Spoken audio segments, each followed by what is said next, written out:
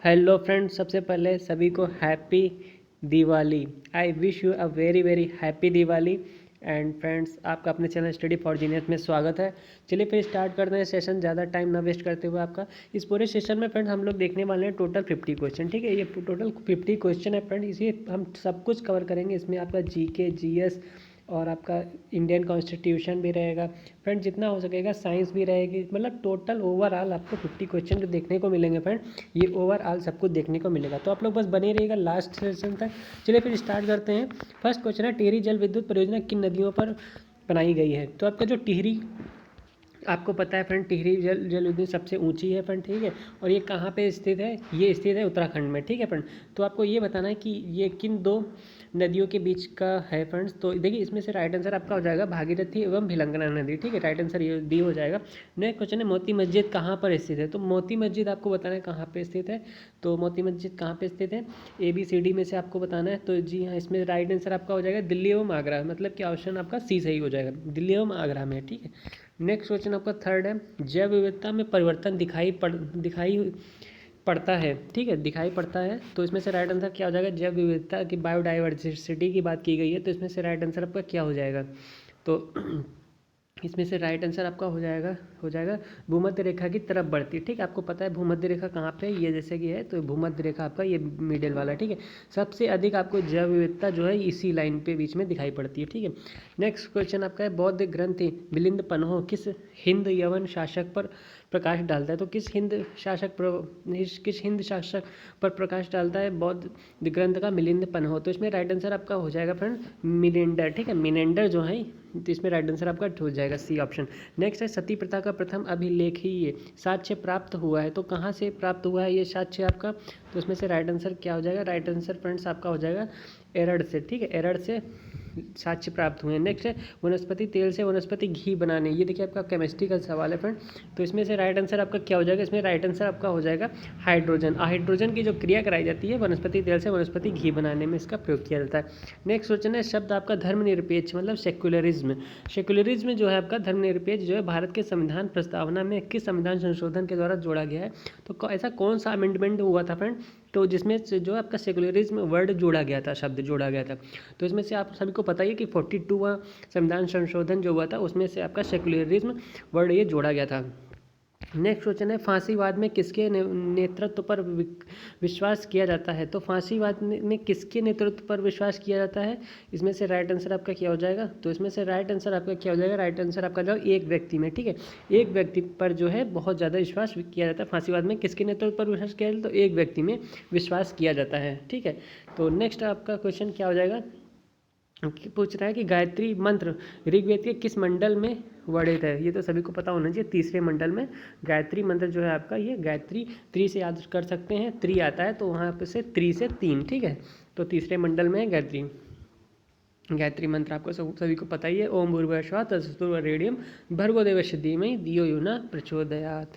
चलिए next question आपका 10 number देख लेते हैं। 10 नंबर है आपका, भारत में प्रथम राष्ट्रीय रक्षा विश्वविद्यालय स्थापित किया गया। तो कहाँ पे स्थापित किया गया था आपको बताना है। तो इसमें से राइट आंसर आपका क्या हो जाएगा? राइट आंसर हो जाएगा बिलौना गुड़गांव। गुड़गांव कहाँ पे? बिलौना में है। ठीक है, नेक्स्ट क्वेश्चन आपका देखिए, इसमें जोड़ा से बताना है आपको। जोड़ा से रिलेटेड क्वेश्चन आया है, निम्नलिखित में से स्रोत, हरी पत्तेदार सब्जियों में कौन सी विटामिन पाई जाती है?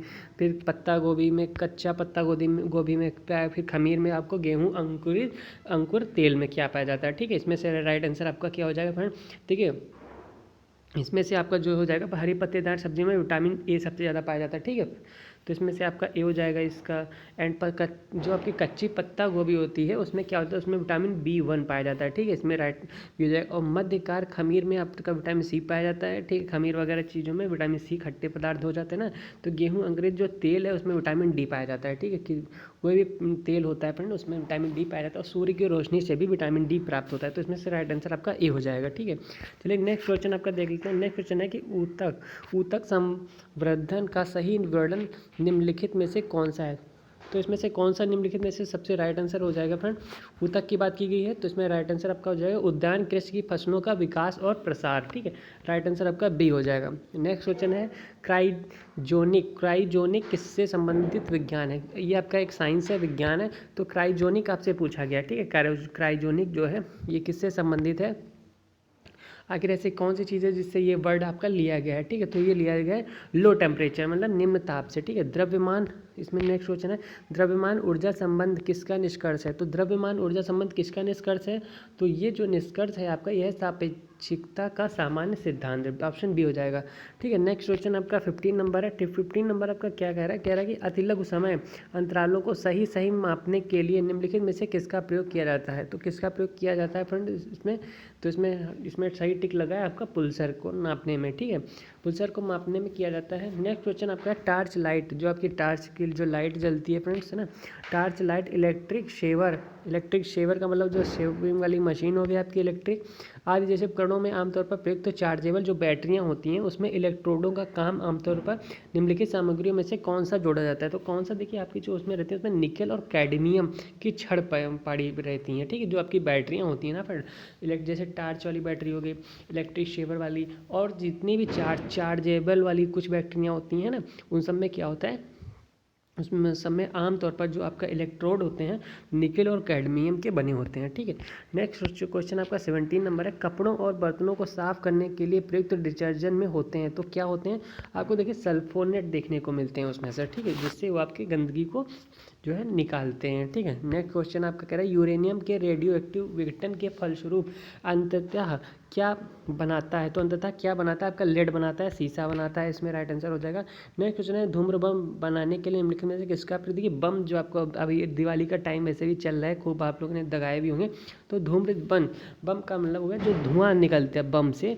तो ये जो आपका बम बनता है ना, उनमें किसका प्रयोग, तो बम बनाने में आपका किसका ज़्यादा प्रयोग किया जाता है, फास्फोरस का प्रयोग किया जाता है, ठीक है।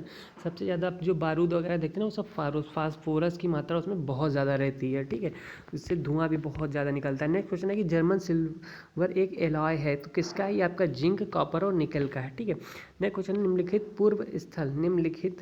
पूर्व स्थल सेनाध्यक्षों में से प्रथम फील्ड मार्शल कौन बने। तो कौन बने थे, ये आपके बने थे जनरल SHFJ मानेसर का, ठीक है, मानेसर का होगा। नेक्स्ट क्वेश्चन है कि मल्लिका साराभाई निम्नलिखित में से किसके साथ जुड़ी हुई हैं। तो मल्लिका साराभाई जो है, तो आखिर वो किस सेक्टर में जो है अपना नाम उन्होंने फेमस किया है, मल्लिका साराभाई, ठीक है। तो इसमें से राइट आंसर आपका क्या हो जाएगा, इसमें से राइट आंसर हो जाएगा शास्त्रीय नृत्य, ठीक है। एक डांसर है, कौन सा डांस, आपको पता है ये फोल्क डांस होता है, कई 6 प्रकार के डांस होते हैं, ठीक है। उसमें से जो शास्त्रीय नृत्य होता है उसमें से फेमस है, ठीक है। नेक्स्ट क्वेश्चन है कि इलेक्ट्रॉन ग्रहण करने की प्रकृति कहलाती है। तो इलेक्ट्रॉन ग्रहण, देखिए एक तो होता है इलेक्ट्रॉन ग्रहण करना और एक होता है इलेक्ट्रॉन त्यागना, ठीक है। तो इलेक्ट्रॉन ग्रहण करने की प्रकृति जो है वो क्या कहलाती है, ठीक है। उसमें देखिए एक ऑक्सीकरण होता है और एक क्या होता है, एक आपका हो जाता है अवकरण, ठीक है। तो जो आपका ग्रहण जो करता है फिर ना, उसको बोलते हैं अवकरण, ठीक है। जो त्यागता है उसको बोलते हैं ऑक्सीकरण, ठीक है। तो इसमें राइट आंसर आपका बी हो जाएगा, ठीक है। नेक्स्ट क्वेश्चन है संसद के 2 क्रमिक अधिवेशनों के बीच अधिकतम कितने समय के अंतराल की अनुमति है। देखिए आपको ये क्वेश्चन रिपीटेड है, 6 माह का आपको पता ही होना चाहिए, ठीक है। समय अंतराल जो है 6 मंथ का होना ही चाहिए। इस मैक्सिमम की बात की जाए तो मैक्सिमम 6 मंथ क्या होना चाहिए, इससे ज़्यादा नहीं होना चाहिए, ठीक है। 2 सदनों के बीच का समय अंतराल है, ठीक है। राग मियाँ की मल्हार का रचयिता किसे माना जाता है। जो आपके राग मियाँ की मल्हार है फ्रेंड्स, है ना, उसके रचयिता किसको माना जाता है। तो उसके जो रचयिता हैं वो तानसेन जी को माना जाता है। तानसेन किसके शासक काल में बजाते थे, अकबर के शासन में जो है, आपको पता है तानसेन बहुत ज़्यादा फेमस थे किस मामले में, तो ये मियाँ की मल्हार की इन्होंने रचना की थी, ठीक है। ये उस क्षेत्र में बहुत ज़्यादा फेमस हो गए थे, ठीक है। ये कहाँ के रहने वाले थे, तो ये MP के रहने वाले, मध्य प्रदेश के रहने वाले थे। नेक्स्ट क्वेश्चन है भारत का पहला इंजीनियरिंग कॉलेज कहाँ स्थित है। तो भारत का पहला इंजीनियरिंग कॉलेज की अगर बात की जाए तो ये कहाँ स्थित है, ये आपका स्थित है वो भी इंजीनियर, तो आपको पता ही है बहुत ज़्यादा हाईलाइट है रुड़की जो क्षेत्र है वो इंजीनियरिंग कॉलेज के लिए बहुत फेमस है। क्यों फेमस है, क्योंकि सबसे पहला इंजीनियरिंग कॉलेज रुड़की में ही खुला था, इस वजह से, ठीक है। मेरीकल्चर में किसका उत्पादन, आपको सबको पता होना चाहिए, सेरीकल्चर, मेरीकल्चर, ये सभी जितने भी कल्चर हैं, रेशे कल्चर है ना, मत्स्य का रिलेटेड जितने भी कल्चर हैं फ्रेंड, वो सभी हॉर्टिकल्चर, ओलरी कल्चर, जितने भी टाइप के कल्चर हैं सभी आपको पता होना चाहिए, ठीक है। ये है मेरीकल्चर में क्या होता है फ्रेंड्स, तो इसमें से आपको बताना ही किससे रिलेटेड है, मेरीकल्चर में किसका उत्पादन होता है, है ना। तो मेरी कल्चर में सबसे ज़्यादा जो समुद्र में जीव रहते हैं ना फ्रेंड, उनका अध्ययन किया जाता है, उनके बारे में खोज की जाती है, जान की जाती है, इसकी भी अपनी एक पढ़ाई होती है, ठीक है। समुद्र में जितने भी प्रकार के जीव पाए जाते हैं उसके अध्ययन को मेरी कल्चर कहते हैं, ठीक है। नेक्स्ट क्वेश्चन है, हरिप्रसाद चौरसिया का संबंध किस संगीत वाद्य से है। हरिप्रसाद चौरसिया जी हैं जो कौन सा ऐसा संगीत किस क्षेत्र में है, सितार में है या बांसुरी में, वीणा में, सरोद में है या किस में है, वो आपको बताना है। हरिप्रसाद चौरसिया जी हैं जो है फ्रेंड किसमें अपने लिए जाने माने जाते हैं, तो बांसुरी। ये बहुत अच्छी फ्लूट बजाते हैं, बांसुरी बहुत ही अच्छी बजाते हैं फ्रेंड, ठीक है। तो कौन, हरिप्रसाद चौरसिया जी, ठीक है। नेक्स्ट क्वेश्चन आपका है, नेक्स्ट क्वेश्चन को क्या है, कह रहा है कि भारत के राष्ट्रीय ध्वज में बने अशोक चक्र में तीलियों की संख्या, ये कौन नहीं बता पाएगा, ठीक है। ये आपको कमेंट बॉक्स में कमेंट करके बताना है कि जो हमारा राष्ट्रीय ध्वज है उसमें जो अशोक चक्र बना हुआ है उसमें कितनी तीलियाँ होती हैं, ठीक है। ये आपको कमेंट बॉक्स में कमेंट करके बताना है, क्योंकि ये बताने से मुझे नहीं लगता कि बताना चाहिए। चलिए नेक्स्ट क्वेश्चन है 30 number, long walk to freedom पुस्तक के लेखक कौन है, ठीक है। लॉन्ग वॉक टू फ्रीडम पुस्तक के लेखक कौन है, इसमें से आपको राइट आंसर बताना है। तो देखिए नेल्सन मंडेला जो है, इनको आपको अच्छे से पता ही होना चाहिए, श्वेत के बारे में बहुत अच्छे से फेमस है। तो इन्होंने कौन सी पुस्तक लिखी है, लॉन्ग वॉक टू फ्रीडम, ठीक है, लंबे समय तक चलना स्वतंत्र होकर, ठीक है, long walk to freedom. Next question है, हल्दी घाटी का युद्ध किस वर्ष हुआ था। तो किस वर्ष हुआ था हल्दी घाटी का युद्ध, इसमें से राइट आंसर क्या हो जाएगा, इसमें से राइट आंसर आपका हो जाएगा 1576 ईस्वी में हल्दी घाटी का युद्ध हुआ था, ठीक है। कब हुआ था, 1576 में, ठीक है। नेक्स्ट क्वेश्चन, निम्नलिखित में से किसको डेजर्ट फॉक्स कहा जाता है। डेजर्ट फॉक्स किसको कहा जाता है बच्चों, देखिए डेजर्ट फॉक्स की अगर बात की जाए तो इसमें राइट आंसर हो जाएगा आपका जनरल रोमेल, ठीक है। जनरल रोमेल जो है राइट आंसर आपका, डेजर्ट फॉक्स उन्हें कहते हैं, ठीक है। नेक्स्ट क्वेश्चन है, द्रवित सोडियम क्लोराइड विद्युत धारा का प्रवाह कर कर कर कर सकता है, ठीक है। द्रवित सोडियम क्लोराइड विद्युत धारा का प्रवाह कर सकता है क्योंकि इसमें उपस्थित होता है, क्या उपस्थित होता है, द्रवित सोडियम क्लोराइड विद्युत धारा का प्रवाह कर सकता है क्योंकि उसमें उपस्थित होता है, ऐसा क्या उपस्थित होता है, तो इसमें से राइट आंसर हो जाएगा मुक्त इलेक्ट्रॉन जो है, क्योंकि इसमें मुक्त इलेक्ट्रॉन पाया जाता है, इस वजह से जो है आपको पता है धारा में, विद्युत धारा में क्या होता है, पॉजिटिव चार्ज होता है, एक क्या होता है, एक निगेटिव चार्ज होता है, ठीक है। निगेटिव चार्ज का इसमें की बात की गई है, सोडियम क्लोराइड विद्युत धारा का प्रवाह कर सकता है क्योंकि इसमें उपस्थित होता है क्या, मुक्त इलेक्ट्रॉन, ठीक है। मेन तो इलेक्ट्रॉन ही होता है ना, इलेक्ट्रिसिटी में मेन इलेक्ट्रॉन ही होता है। नेक्स्ट क्वेश्चन है, संघ लोक सेवा आयोग के प्रथम अध्यक्ष कौन थे। तो संघ लोक सेवा आयोग की बात की गई तो उसमें से प्रथम अध्यक्ष की बात की गई, तो प्रथम अध्यक्ष कौन थे, ये आपके थे सर रोज वारकर, ठीक है, वारकर थे, सर रोज वारकर थे जिन्होंने संघ लोक सेवा आयोग के प्रथम अध्यक्ष ये बने थे, ठीक है।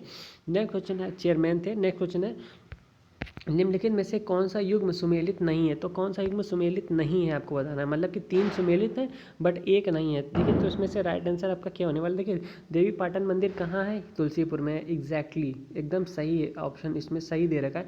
विश्वनाथ मंदिर कहाँ है, बनारस में है, ये भी सभी को पता है। आपको पता है वृंदावन का मंदिर कहाँ है, मथुरा में है। जब बट जेके टेम्पल जो है ये आपका कहाँ है, ये आपका लखनऊ में नहीं है बच्चों, ठीक है, ये आपका कहाँ है, कानपुर में, ठीक है। ये आपका कहाँ स्थित है, ये इट्स सिचुएटेड इन कानपुर, है ना, लखनऊ नहीं है। तो इसमें राइट आंसर आपका क्या हो जाएगा, बी हो जाएगा, ठीक है। चलिए नेक्स्ट क्वेश्चन देख लें 37, IMF की स्थापना निम्नलिखित में से किन उद्देश्यों को पूरा करने के लिए की गई थी, ठीक है। IMF की जो स्थापना है, ऐसे कौन से उद्देश्य थे जिस वजह से इसकी स्थापना की गई, ठीक है। तो इसमें से राइट आंसर आपका क्या होने वाला है, तो राइट आंसर आपका फ्रेंड्स हो जाएगा 1 2 3। देखिए एक तो हो गया अंतर्राष्ट्रीय मुद्रा सहयोग को प्रोत्साहित करना, फिर हो जाएगा अंतर्राष्ट्रीय व्यापार का प्रसार करना, फिर थर्ड हो जाएगा व्यापार संतुलन में वैषम्य को कम करना, ठीक है। तो राइट आंसर इसका 1 2 3 में से आपका ए राइट आंसर हो जाएगा। नेक्स्ट क्वेश्चन, निम्नलिखित में से संबंध बताइए। संबंध आपको बनाना है, कौन सा संबंध बनाना है, आपको कूट दे रखा है फ्रेंड, ठीक है, कूट दे रखा है, आप लोग समझ ही सकते हैं किस की, मतलब आपको जोड़ा मिलाना है, ठीक है, कौन सा जोड़ा किस में राइट आंसर हो जाएगा। तो 37 की बात की जाए तो मूलभूत उद्योग किससे रिलेटेड है, सामरिक उद्योग किससे रिलेटेड है, क्रांतिक उद्योग किससे रिलेटेड है और माल आधारित उद्योग भी किससे रिलेटेड है। देखिए अगर बात की जाए मूलभूत उद्योग की, ठीक है, तो मूलभूत उद्योग जो है आपका किससे रिलेटेड है, ये आपका पेट्रोलियम से रिलेटेड है ना। और अगर बात की जाए सामरिक उद्योग किससे रिलेटेड है, तो आपका शस्त्र और गोला बारूद से रिलेटेड है। क्रांतिक उद्योग की बात की जाए तो ये ऑटोमोबाइल से रिलेटेड है। एंड लास्ट माल आधारित उद्योग की बात की जाए तो ये आपका उर्वरक से रिलेटेड है, ठीक। तो इसमें से राइट आंसर आपका हो जाएगा डी ऑप्शन, 37 का राइट आंसर डी हो जाएगा। नेक्स्ट क्वेश्चन की बात की जाए, भारत में सिंचाई की सबसे लंबी अगर नहर की बात की जाए, है ना बच्चों, अगर भारत में सिंचाई की सबसे लंबी नहर की बात की जाए तो इसमें से राइट आंसर क्या हो जाएगा? यमुना नहर है, या सिरहिंद है, या इंदिरा गांधी है, या फिर अपर बारी दोआब नदी नहर है। ठीक है, तो इसमें से अगर राइट आंसर की बात की जाए तो इसमें हो जाएगा इंदिरा गांधी नहर। ठीक है, इंदिरा गांधी कैनल जो है आपका, है ना, वो भारत में सिंचाई की सबसे लंबी नहर की बात की गई है। ठीक है, सबसे चौड़ी की बात नहीं, सबसे लंबी नहर की बात की गई, तो इसमें से राइट आंसर आपका सी हो जाएगा। ठीक है, अगर बात की जाए 38 नंबर की, तो कह रहा है कि भारत में सिंचाई की सबसे लंबी नहर का क्या नाम है? अभी हमने बताया इंदिरा गांधी नहर है। ठीक है, 39 की बात की जाए, निम्नलिखित में से कौन एक सही सुमेलित नहीं है? अब देखिए, इसमें से 3 तो सुमेलित हैं, बट एक कोई गलत है। ठीक है, आपको गलत वाला ही पकड़ना है। ठीक है, तो इसमें से राइट आंसर क्या हो जाएगा? अगर बात की जाए, कबीर पंथियों का पवित्र तीर्थ स्थल कहाँ है? मगहर में है, आपको पता ही है, कबीर का मगहर आपको पता ही है ना। भगवान बुद्ध का निर्वाण स्थल कुशीनगर में, ये भी सही है। सूफी संत हाजी वारिश अली शाह की मज़ार देवा शरीफ में है, ये भी एग्जैक्टली एकदम सही है। देवा शरीफ बाराबंकी आपको पता ही है ना।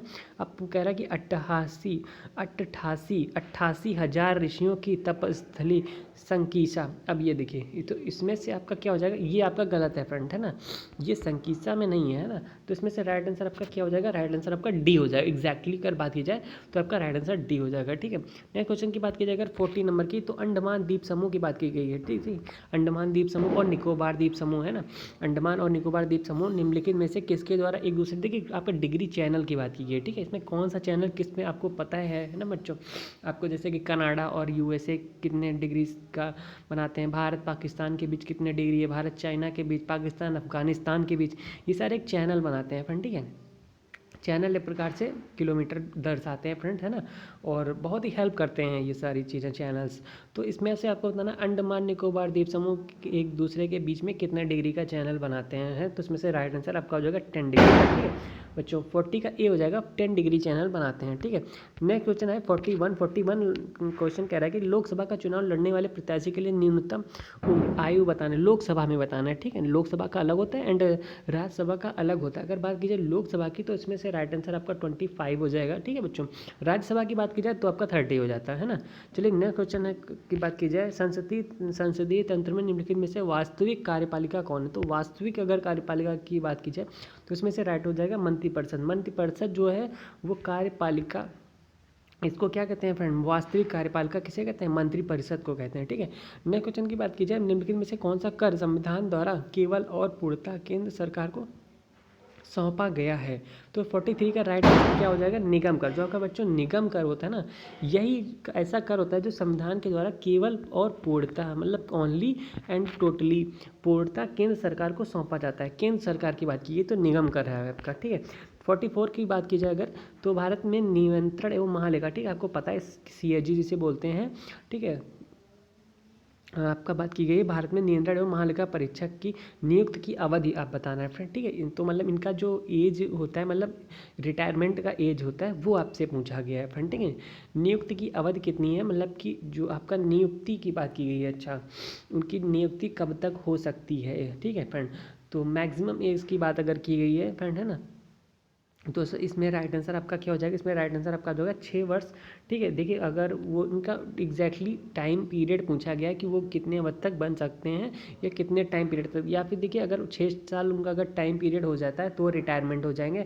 अगर नहीं 6 साल के, अगर पहले उनकी एज 65 पूरी हो रही है, ठीक है, अगर बाई चांस वो 60 साल के हैं तो उन्होंने ज्वाइन किया, अगर देखिए अब इसमें से 6 साल तो कब पूरे होंगे? 66 साल के जब हो जाएंगे, बट इससे पहले उनकी आयु 65 पूरी हो रही है। ठीक है, तो रिटायरमेंट उनका 65 एज के हिसाब से होगा फ्रेंड। ठीक है, नौकरी के हिसाब से नहीं होगा कि 6 साल पूरे करें। अब इनका रिटायरमेंट एज के हिसाब अकॉर्डिंग होगा, तो 65 साल में रिटायरमेंट हो जाएंगे, जो भी पहले हो, क्योंकि ये बात कह रखी है ना बच्चों। चलिए नेक्स्ट क्वेश्चन की बात की जाए तो 45 नंबर है कि बिना दुर्ग के एकमात्र सिंधु नगर कौन सा था? ठीक है, बिना दुर्ग के एकमात्र सिंधु नगर कौन सा था स्टूडेंट्स? तो इसमें से फ्रेंड्स हो जाएगा राइट आंसर आपका 45 की बात की जाए तो 45 की बात अगर की जाए तो इसमें राइट आंसर हो जाएगा चनहुदड़ो। ठीक है, चनहुदड़ो एक प्लेस का नाम है। तो उसमें से दुर्ग के एकमात्र सिंधु नगर कौन सा है? सिंधु नगर एकमात्र की बात की गई तो चनहुदड़ो हो जाएगा। ठीक है, नेक्स्ट क्वेश्चन आपका कह रहा है कि अशोक के तृतीय बौद्ध परिषद कहाँ बुलाई गई थी? तो अशोक का जो फ्रेंड्स अशोक का जो क्या था, बौद्ध परिषद था। कौन किसका था? बौद्ध परिषद। और कौन सा था? तृतीय वाला। ठीक है, वो कहाँ पे उसकी आयोजना मतलब संबोधित किया गया था? तो उसमें से राइट आंसर आपका क्या हो जाएगा? राइट आंसर उसमें से हो जाएगा पाटलिपुत्र में। ठीक है, पाटलिपुत्र में किया गया था। पाटलिपुत्र कहाँ है? तो बिहार राज्य में है। ठीक है, आपको पता ही है। नेक्स्ट क्वेश्चन है कि भारतीय संविधान का कौन सा भाग संविधान की आत्मा? बहुत ही इंपॉर्टेंट क्वेश्चन है बच्चों। फ्रेंड्स, संविधान की आत्मा कहलाता है तो संविधान की आत्मा क्या कहलाता है? आखिर ऐसी क्या चीज़ है जो संविधान की आत्मा कहलाता है?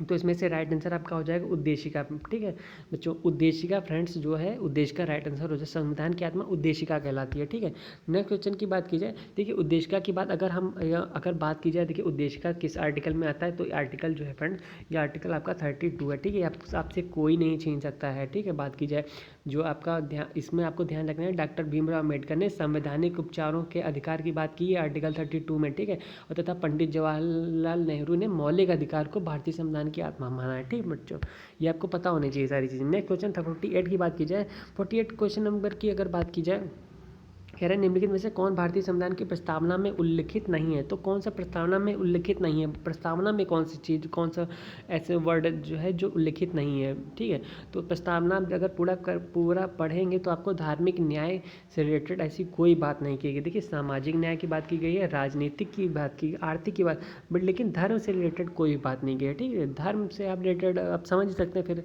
है ना, तो धर्म की कोई बातचीत नहीं की गई। चलिए 49 क्वेश्चन की बात की जाए। 49 क्वेश्चन आपको ऑन स्क्रीन क्या कह रहा है? ये कह रहा है कि अच्छा आपको सही सुमेलित नहीं है। कौन सा सही सुमेलित नहीं है? इसका मतलब यही होगा कि 3 सही सुमेलित हैं बट एक रॉन्ग है। ठीक है, आपको रॉन्ग वाला ही पकड़ना है, गलत इंसान को ही आपको पकड़ना है। ठीक है, तो इसमें से देखिए अगर बात की जाए 30A नंबर की, आर्टिकल 39 का ए क्या कह रहा है? ये समान न्याय एवं निःशुल्क विधिक सहायता। एग्जैक्टली राइट है। 40 का आपको पता है ग्राम पंचायत से रिलेटेड है, और 44 की बात की गई तो समान नागरिक संहिता की बात की गई। एग्जैक्टली राइट है। 48 की बात की जाएगा तो 48 इसमें क्या है कि न्यायपालिका का कार्यपालिका से पृथक्करण, ये तो गलत है। ये तो आर्टिकल 50 में ना, 50 आपको ध्यान आ रहा है ना, 50 आर्टिकल 50 में क्या कह रहा है? 50 कह रहा है कि कार्यपालिका का न्यायपालिका से पृथक्करण। ठीक है, तो फिर 48 में क्या बात कही गई? देखिए बच्चों 48 में बात की गई है पशुपालन से रिलेटेड। ठीक है, कि 48 की बात की गई है तो राज्य के कृषि तथा पशुपालन को आधुनिक ढंग से बढ़ावा देने का प्रयास करना, ये 48 में कहा गया। तो इसमें से राइट आंसर आपका डी हो जाएगा, मतलब ये नहीं है। ठीक है, चलिए नेक्स्ट क्वेश्चन की बात की जाए 50 नंबर, और आज सेशन का लास्ट क्वेश्चन है। ये लास्ट सेशन है तो ये क्या कह रहा है? ये लास्ट सेशन वाला क्वेश्चन आंसर कह रहा है, क्या कह रहा है? क्या भारतीय संविधान का कौन सा आर्टिकल जो है भारत की विदेश नीति से संबंधित है? बताइए, भारत की विदेश नीति की बात की गई है। ठीक है, तो भारत की जो विदेश नीति से संबंधित ऐसा कौन सा आर्टिकल है? तो वो आर्टिकल है आपका 51। ठीक है बच्चों, 51 जो आर्टिकल है ये इसमें बात की गई है भारत की विदेश नीति से रिलेटेड। ठीक है बच्चों, तो चलिए इसमें राइट आंसर डी होगा। इसी के साथ हमारा पूरा टोटल सेशन कंप्लीट हो गया 50 क्वेश्चन का। ठीक है, आपको सेशन कैसा लगा? कोई चीज़ अगर नहीं समझ में आ रही तो आप कमेंट बॉक्स में कमेंट करके पूछ भी सकते हैं, बता भी सकते हैं, अपने राय भी दे सकते हैं। ठीक है बच्चों फ्रेंड्स, चलिए फिर मिलते हैं नेक्स्ट वीडियो में। तब तक के लिए अपना ख्याल रखिएगा and once again happy Deepavali and thank you for watching this video.